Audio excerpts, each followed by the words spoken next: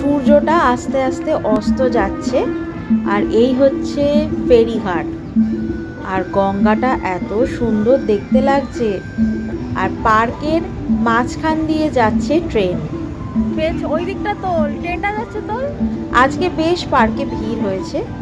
আজকে একটা special day, আজকে হচ্ছে ভ্যালেন্টাইন্স ডে। এক পাশে গঙ্গা, মাঝখানে পার্ক, আর পার্কের মাঝখান দিয়ে কিন্তু ট্রেন যাচ্ছে। এখানে সিটিং অ্যারেঞ্জমেন্ট তো দেখতেই পাচ্ছ, খুব সুন্দর। একদম গঙ্গা দেখা যাবে বসে বসেই। আর এখানে অনেক ক্রুজ রয়েছে, যে ক্রুজগুলো গঙ্গা ভ্রমণ করায়।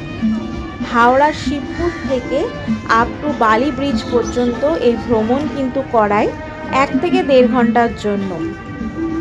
অনেক লোক রয়েছে। আর ওই যে দূরে দেখা যাচ্ছে হাওড়া ব্রিজ। গাছগুলো দেখো কি সুন্দর করে সাজানো, কলা গাছগুলো, নারকেল গাছগুলো দেখো, ওপরে নীল আকাশ আর নারকেল গাছগুলো দেখতে কিন্তু খুব সুন্দর লাগছে।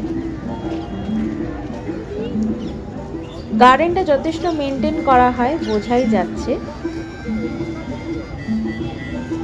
সব থেকে বেশি অ্যাট্রাকটিভ হচ্ছে বসে বসে গঙ্গা দেখা, আর তার সাথে হাওড়া ব্রিজ দেখা যাচ্ছে। সত্যি মনোরম দৃশ্য, আমার তো ভীষণ ভালো লাগছে। পার্কের ভেতরেও অনেক সিটিং অ্যারেঞ্জমেন্ট রয়েছে। আর এই যে আমি সেলফিও তুলছিলাম, আবার দৃশ্যও দেখছি এপাশে আর ওপাশে।